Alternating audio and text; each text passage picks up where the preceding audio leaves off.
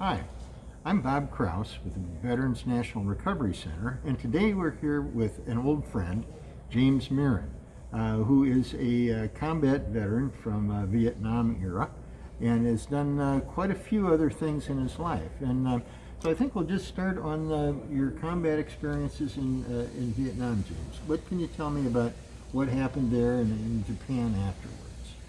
Well, I was a combat medic, and we were always humping in the rice paddies and out in the rubber plantations and searching for the VC. And my job was to treat the wounded.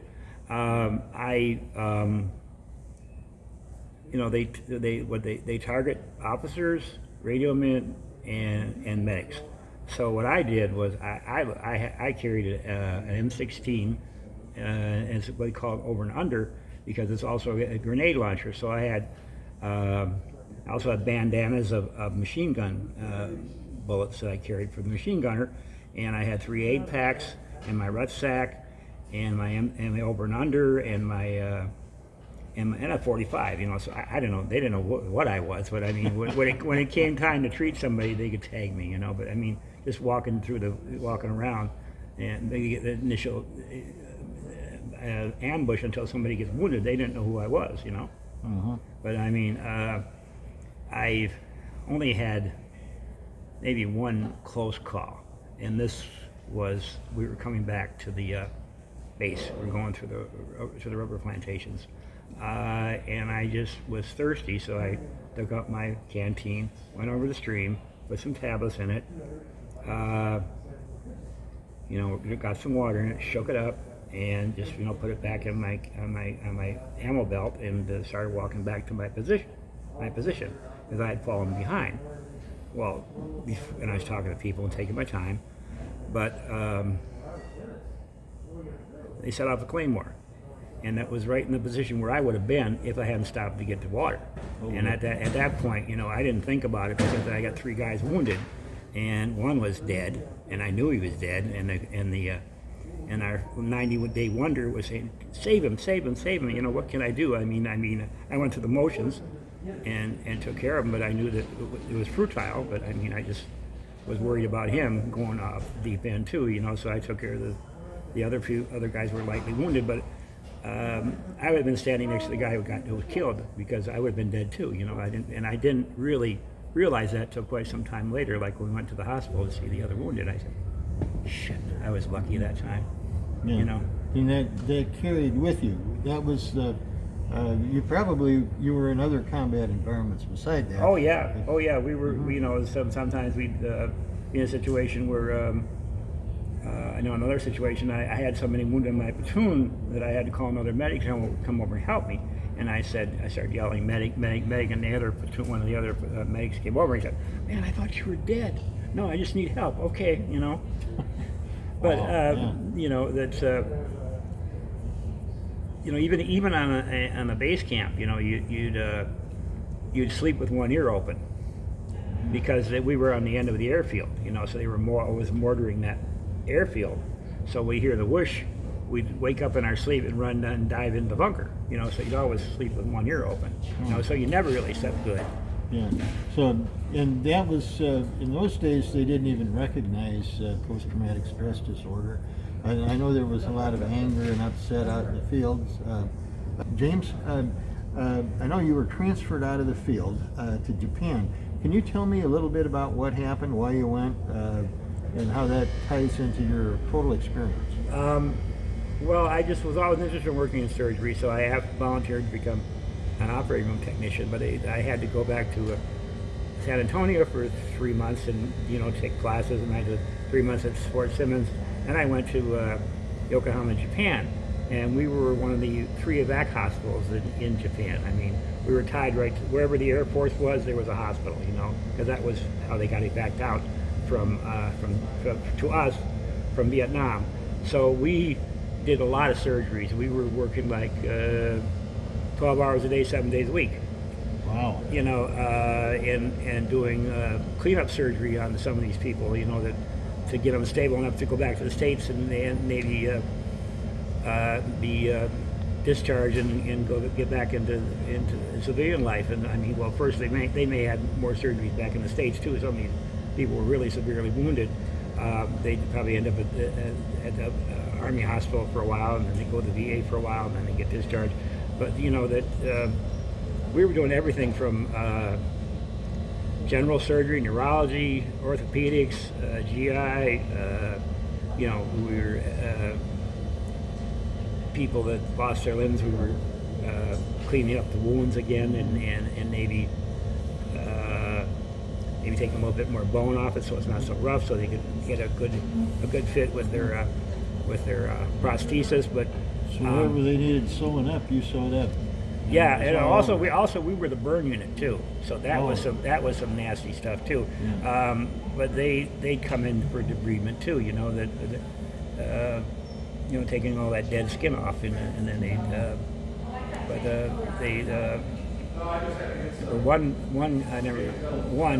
one or two that really stuck with me. This was one guy came through and he got hit in the head, and we ended up doing follow-up surgery on him. We took out half his brain, so he only had one side brain. Oh wow. You know, people can. The brain can readapt. So he went through a lot of probably training back in the States and to relearn how to function. You know, but that we do have excess brain that we can. It's just a matter of getting them trained That's to. incredible surgery. Yeah, and one gentleman came through there. He got hit by a claymore, direct hit by a claymore. He had one arm here, one about above his knee on one side. Mid calf. Yeah, cap. He lost that part of the limb, about halfway between the knee and the hip, and the other one was at the hip, and he lost both his balls. And we were doing surgery on him, and I didn't really click his name. You don't really pay attention to people's names too much, you know. But then my mom sent me a postcard saying that James Sursley had been hit by wounded in Vietnam. I said, wait a minute, I know him. So I went up to the ward and looked at him. He's sitting in one of these striker beds, you know. That's all, you know. That's they rotate you with, flip you over, flip you up and down. But he was so out of it. But I kept him company. He came back for surgery a couple different times, and then he went home. But just recently, when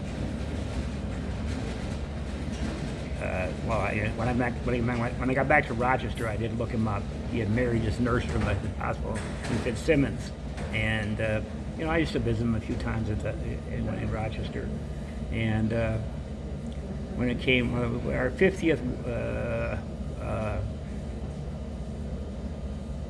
our high school reunion, 50th reunion, he wanted me to come. He says, I want to talk to you about what happened to me in Japan. Okay, so would you please come to this to the high school reunion?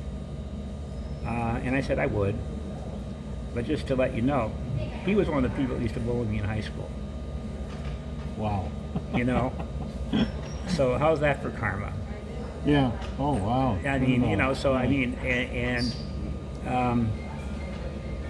So I was telling him about what happened to him, what we did, and he was telling me about some of the things that happened to him along the way. He said when he in Vietnam, it was a slow day. It was busy. They would have put him aside and let him die. We had been triaged out, so he got taken care of. He went to Denver, and 3 of his football buddies quit their jobs and went and stayed with him till he got discharged from the hospital in Denver. He had some good things happen to him. He was, like he was asking, okay, what kind of surgery did he do? Why did he do this? Why did he do that? Okay. So I was explaining to him about debridement and stuff like that. And we had a good 3-hour talk about him and his and what happened to him, and what I did for him while he's there. And he said, you know, he did remember visiting with me, but he didn't remember a lot. You know, I mean, he was you know out to lunch at that point. You know, but he became a DAV. He started he joined the Disabled American Veterans, and what he did was during Afghanistan and Iraq, he would go to the hospital and talk to the amputees, and then they said, well, how do you function like that? So he'd teach them how to function. When they you only got one limb, well, you're just a piece of cake for you. I mean, he used a little bit of self-deprecating humor, but I mean, he was trying to help these people, you know, because he sees somebody who's been through the situation, probably the worst situation that a lot of these people that he was trying to help, you know, they're going, okay, you know, they listen to what he had to tell them. That's a very brave man. It sounds like a guy that was kind of mean and nasty, and then he turned into a very humanitarian person. Yeah, and he was the commander of the DAV for quite a few years. Really? Here in Iowa? No, for national. National commander. National. Oh, wow. The chair of the national organization for quite a long time. That's incredible. What a story. What a story. That's. But I mean, it was healing for me too, because I mean, a couple other people who had bullied me were there too, and they were kind of shaking my hand and saying, "Sorry, man, we just didn't understand who you were. You were too gentle for a big man. Gentle. They thought I was probably homosexual, but I wasn't. You know. Yeah. I was just a big teddy bear. Yeah, you always are. But you're still a big teddy bear. Yeah. But yeah, there's some interesting things about that. You know, but what I do. So after all this, then you got in when you came back. You dealt with your PTSD, which you had, which you didn't realize, well, let's be honest, it was wacky tobacco. And how did you get into that? And what other things did you do? You were angry. You did some activism. Well, can you talk yeah, about that? okay. Yeah. First thing I got back, I joined the Vietnam Veterans Against the War because I figured out, you know, that wasn't right. That just what was going on over there wasn't right. I mean, I don't fault anybody who didn't go there, who was a draft dodger, went to Canada. I figured, you know, they didn't miss nothing. War is hell. It really is hell. And I didn't fault anybody for not doing it, and I didn't want anybody else to have to go over there. So that's why I was part of the protest movement for quite a long time. And I ended up living in a commune, and we were dealing pot and smoking a lot of pot and partying all the time and having a grand old time, you know, living off food stamps and dealing pot and tried some college for a while. Kind of moved around quite a lot from apartment to apartment, friend to friend, because I really, you know, didn't hang on to a job very long. All right, and concentrate on my studies so much, and I was very ingratiating, and I managed to keep myself up the street by sweet talking my way into people's houses for their apartments and moving around like that. But when I finally got my act together and started getting, you know, a steady job and getting more college and stuff like that, and I was still smoking a lot of pot. I smoked quite a lot of pot until maybe about 20 years ago, something like that, you know, and I finally gave it up. Yeah. But the VA didn't have any psychological or psychiatric counseling in those days. I don't believe for that. And yeah, because they didn't even recognize post-traumatic stress disorder as a condition until 1994. So you got out when? Probably what, about 70, 71? 72. 72 is when you got out. Right. That's just when I got in. And then there are you know, that's kind of what I filled in the gaps there, you know, with how I just kind of made my way or you know, kept myself above water. I never you know, was violent or angry or got any serious criminal trouble like some people did, you know. I think You know, I may have been depressed. You know, I may have, you know, I don't know. I'm not a person who angers easily anyway. So, you know, I just swallowed it, I guess, what I did. You know, and stayed stone. You know, and I didn't really realize that till I met you and we were talking about PTSD and veterans.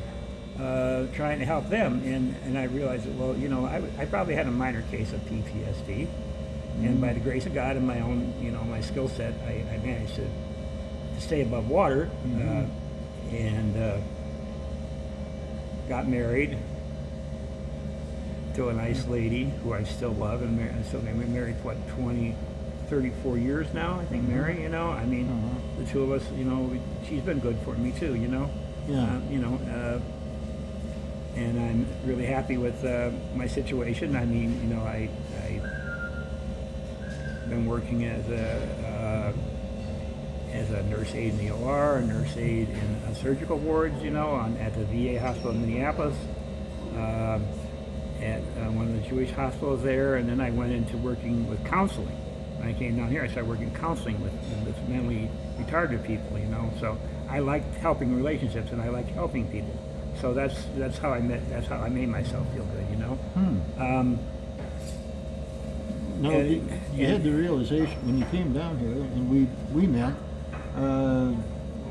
during one of my campaigns a few years ago. And we were talking about this opening up some job center for veterans and helping them with down in Knoxville. And helping them get finding a job skilled and getting their treatment for PTSD, and we're also talking about doing some burn regeneration too. That never came to fruition either. Yeah, it was. We've had a couple dry holes. But I guess that's life, and you keep moving on and still try to figure out ways to help people.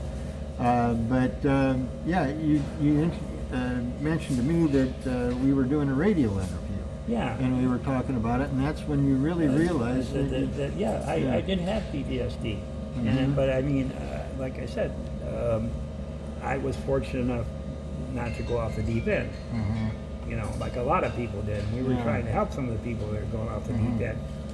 And that was at the height of the Iraq War. Iraq War, for sure. It was pretty bloody, and there were a lot of people coming back that were seriously screwed up. Yeah, and you and I both knew what the problem was. Yeah, right, and they end up in jail and not getting any kind of treatment for their underlying cause, the PTSD. You know, is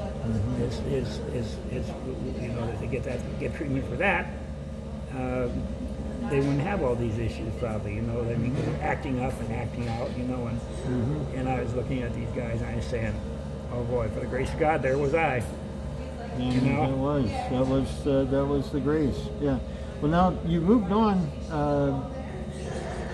We've been together as friends and co-fighters, I guess, battle buddies in the veterans PTSD, MST, ABC war, and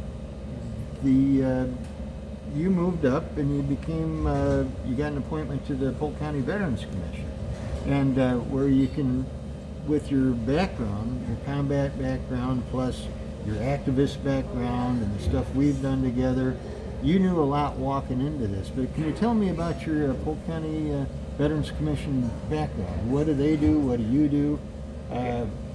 Okay, well, the county supervisor from my district knew me through all my political activism, and I said, you know, I'd like to get on the Veterans Commission, and when the slot came up, he appointed me. What we do is we review, every month we review their expenditures, what they spend, you know, and if there's a, you know, there's something like, well, just kind of explain what they do. They kind of provide a bridge gap, you know, like with keeping them, say they are behind their rent, they're behind their utilities, you know, they don't have any food in the house, something like that. We find them resources long term, whether it's, you know, like for Section 8 or maybe the veteran and he's got PTSD, we try and get him on compensation and also to get care through the VA. We also deal with homeless veterans, trying to get them off the street, and get them situated like in a SRO or something like that, or say a group home. No, what's an SRO? Single room, a kitchenette, Single room only. Yeah, single room only, yeah. But or get them in a group home, for dealing with veterans issues and stuff like that. But so that we help them get set up for the long term. But in the meanwhile, they got with this bridge they need help with. So that's where we help them out with, giving them funding for rent or food or utilities, something like that. And recently we just, that we do have a limit on what we can give each veteran, but the need's been there that we've started making exceptions. And they say we got an exception report every month that we have to approve, so that we do what we can. If these people got a place, they got a roof over their head, we don't want them out in the street again. We do what we $2,000-3,000 some of these people are getting, Yeah, which when you figure that the average cost to society of having a homeless veteran on the street is about the same price as a semester at Harvard. Seriously, well over $30,000 to $60,000. Yeah, but we've got a limited budget, but the demand hasn't exceeded our budget. We've been. That's fortunate. Fortunately, because we could always ask for more money, and we would ask for more money if we needed.